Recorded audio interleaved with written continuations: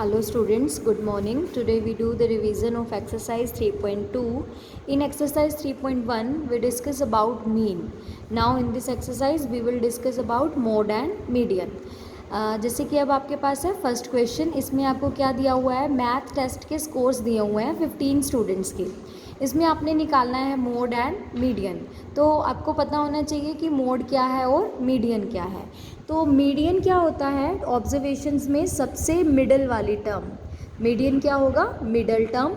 और मोड क्या होगा, most occurred value. Most occurred का मतलब जो सबसे ज़्यादा बार रिपीट हो रही है। जैसे आपके फर्स्ट क्वेश्चन में डेटा दिया हुआ है आपको।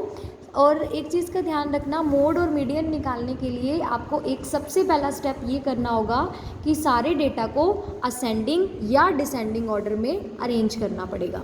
तो जैसे मैंने यहाँ पे फर्स्ट क्वेश्चन के डेटा को असेंडिंग ऑर्डर में अरेंज कर लिया है। अब मुझे निकालना है मोड एंड मीडियन। तो मैंने अभी बताया था आपको, मीडियन क्या होगी, आपकी मिडिल टर्म। तो मिडिल टर्म मतलब बीच वाली टर्म। कितनी टर्म्स हैं आपके डेटा में, देखो 1 2 3 4 5 6 7 8 9 10 11 12 13 14 ऑब्जर्वेशंस हैं।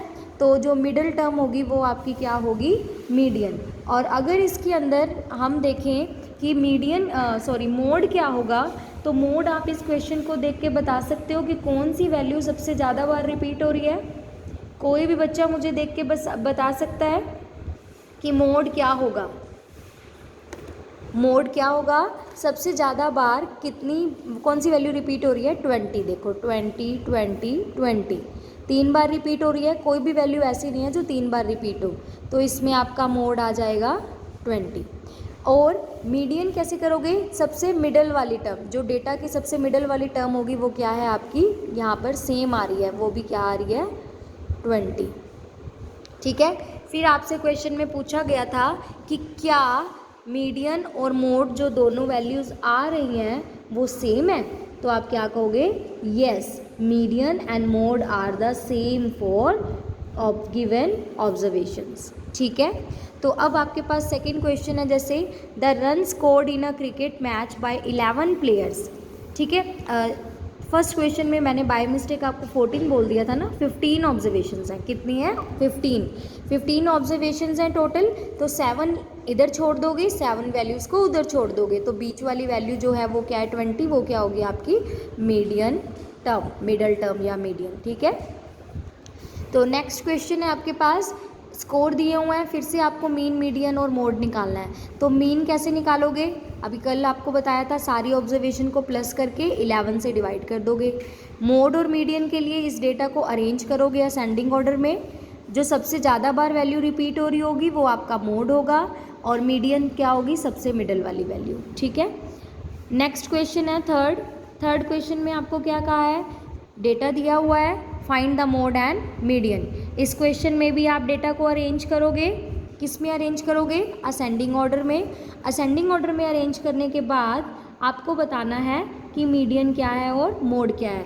तो आपको मोड तो वैसे दिख ही रहा है, कौन सी वैल्यू सबसे ज़्यादा बार रिपीट हो रही है, देखो 38 कितनी बार रिपीट हो रहा है, 1 2 3, 38 3 बार रिपीट हो रहा है। फिर एक मुझे 43 भी दिख रहा है जो रिपीट हो रहा है, कितनी बार रिपीट हो रहा है, देखो 43, 1 2 3।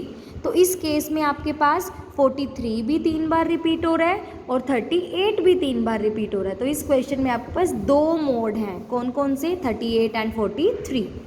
फिर निकालोगे मीडियन तो आप मिडल टर्म निकाल ही लोगे।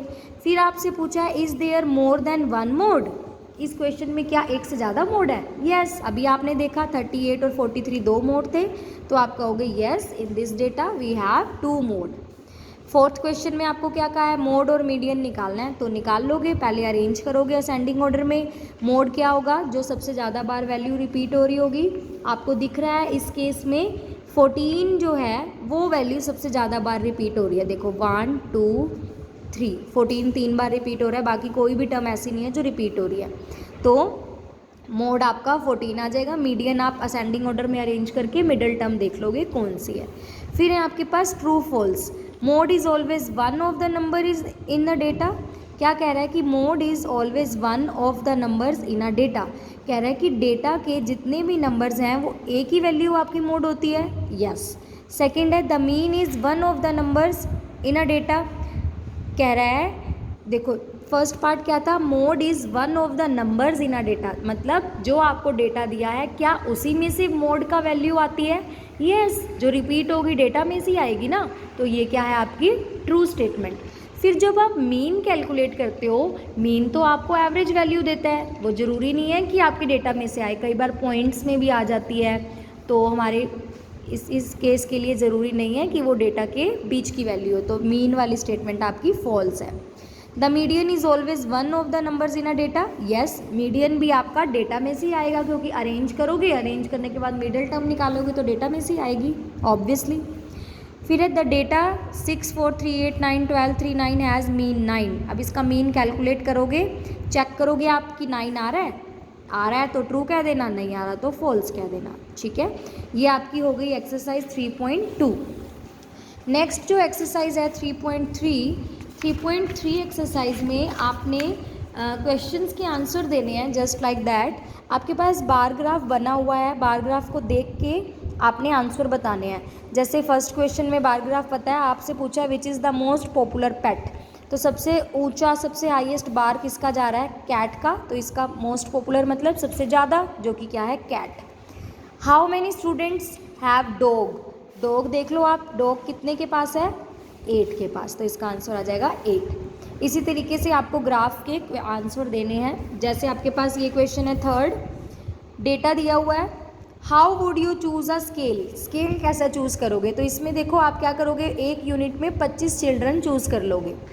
फिर आपको आंसर देने हैं which class has the maximum number of children, कौन सी क्लास में सबसे ज़्यादा बच्चे हैं, देखो सबसे ज़्यादा बच्चे कौन सी क्लास में हैं, 135 बच्चे हैं 5th क्लास में, तो 5th क्लास। एंड मिनिमम सबसे कम क्लास में कौन सी क्लास के बच्चे हैं, 80 बच्चे, कौन सी क्लास में है, 10th में, तो मैक्सिमम है 5th में, मिनिमम है 10th में। Find the ratio of the student of class 6 to student of the class 8, 6th class के बच्चों का रेशियो निकालना है 8th क्लास के बच्चों के साथ। तो 6th क्लास के बच्चे कितने हैं, 120, रेशियो निकालना है तो हम डिवाइड करेंगे, 120 डिवाइड बाई 8th क्लास के बच्चे कितने हैं, 100, तो 120 डिवाइड बाई 100 दैट इज़ 6/5। जैसे अब नेक्स्ट क्वेश्चन है, इसमें फर्स्ट टर्म और सेकंड टर्म के मार्क्स दिए हुए हैं हर सब्जेक्ट के। ठीक है, इसमें आपको क्या पूछा गया है फर्स्ट पार्ट में कि in which subject has the child improved his performance, कौन से सब्जेक्ट में बच्चे ने अपनी इम्प्रूवमेंट की है। तो कैसे पता चलेगा इम्प्रूवमेंट किया है, हम क्या करते हैं, जैसे आपके फर्स्ट टर्म और सेकंड टर्म के एग्ज़ाम हुए, मुझे कैसे पता चलेगा कि आपने इम्प्रूवमेंट की है, तो मैं दोनों के मार्क्स का डिफरेंस देख लूँगी। सपोज़ आपके पहले 50 मार्क्स आए थे, अब 70 आए हैं, तो मैं कहूँगी कि इस बच्चे ने इम्प्रूवमेंट की है कितने मार्क्स की, 20 मार्क्स की। क्यों, क्योंकि 70 - 50 इज़ 20। तो इस क्वेश्चन में मुझे क्या करना पड़ेगा, सेकंड टर्म के मार्क्स में से फर्स्ट टर्म के मार्क्स को माइनस करना पड़ेगा। जैसे कि यहाँ पे हम करेंगे, सेकंड टर्म के मार्क्स हैं माइनस फर्स्ट टर्म के मार्क्स, सेकंड टर्म के फर्स्ट टर्म के, सबको हमने माइनस कर दिया।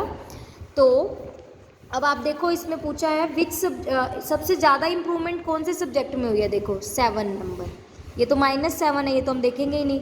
सबसे ज़्यादा इम्प्रूवमेंट की किस में हुई, 7 मार्क्स की, कौन सा सब्जेक्ट है ये, मैथ्स, तो सबसे ज़्यादा इम्प्रूवमेंट किस में हुई है, मैथ्स में। ठीक है, और सबसे कम किस में हुई है, सबसे कम देखो 2 कौन सा, ये लास्ट वाला कौन सा सब्जेक्ट था आपका, सोशल साइंस, सबसे कम इम्प्रूवमेंट किस में हुई है, सोशल साइंस में।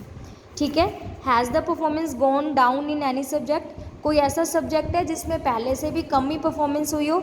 यस, देखो इसके अंदर आपका जो हिंदी सब्जेक्ट है, हिंदी में फर्स्ट सेमेस्टर में 72 थे और सेकंड सेमेस्टर में 65 आए हैं, तो आपको दिख रहा है कि परफॉर्मेंस क्या गई है, डाउन गई है। तो आज जो आपका काम है वो क्या है, 3.2 एक्सरसाइज रिवाइज करनी है और 3.3 के 4 क्वेश्चन तक रिवाइज करना है, बाकी का 5th क्वेश्चन से हम कल रिवीजन करेंगे।